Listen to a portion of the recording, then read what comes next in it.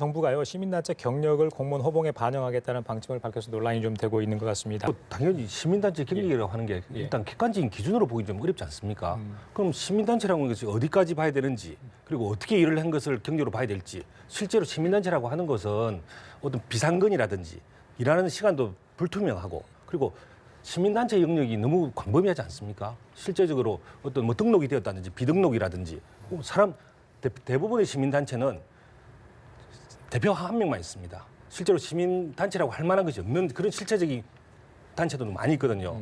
그렇다고 본다면 실제적으로 어떤 경력을 어떻게 인정하는지에 대한 어떤 객관적 기준이 없는 건데 같은 평가를 받게 되는 공무원들이 그 부분을 쉽게 받아들일 수가 있겠습니까? 본인들의 지직 계층들을 아마 공무원을 포섭으로 해서 지직 계층을 확대하는 거 아닌가라는 의심을 받기에 충분한 거죠. 그런 차원에서 보면 이런 부분들은 기존의 어떤 공무원을 뽑는 그 기준에도 맞지 않고 하기 때문에 분명히 철회돼야 될 것 같습니다. 철회돼야 된다. 일반적으로 호봉으로 올려주거나 이렇게 하는 것은 너무 과도한 조치고요. 더군다나 지금 그 기능직 있지 않습니까? 기능직은 호봉 인정을 안 하고 있어요. 이런 상황인데 시민단체한테 이걸 준다? 그러면 결국은 국민들이나 공무원들이 봤을 때 문재인 대통령과 민주당이 결국은 시민단체와 가까운 사람들이 많으니까 그 사람들 챙겨주려고 그런 거 아니냐? 이렇게밖에 더 보겠냐 이거죠. 기존에 있는 공무원들은 어떻게 생각할까? 뭐 사기가 저하되지 않을까? 그렇지 않죠. 그래요? 밥그릇의 문제가 아니고요. 예를 들어서 이제 YMCA에서 일을 했다거나 아니면 환경운동연합에서 일했던 근무 경력을 갖고 있는 분이 정부 부처에 이제 공직으로 근무할 수 있는 거잖아요.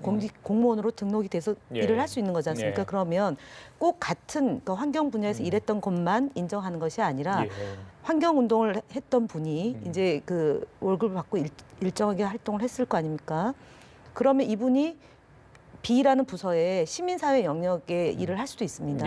공직에 진출했을 때 그걸 인정해 주자라는 거죠. 그 시민사회 운동을 했던 것을 단순 시민사회 운동을 했던 것만으로 공무원으로 채용하는 게 아니라 뭐 박사학위자처럼 전문성을 가진 인정해 걸로 주자. 인정해주자. 네, 그런 거죠. 그리고 알겠습니다.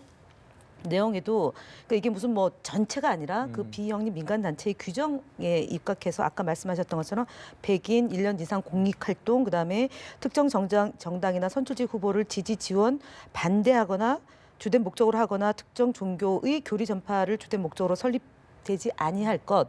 그래서 정당 예를 들어서 뭐 정당에 있거나 이런 포함되지 않은 비영리 민간단체에서 활동했던 분들이 공직으로 갈 경우에 그런 것 이제 아까 말씀드렸던 것처럼 비분야, 자기 분야가 아니어도 인정해 주자라는 취지입니다. 네.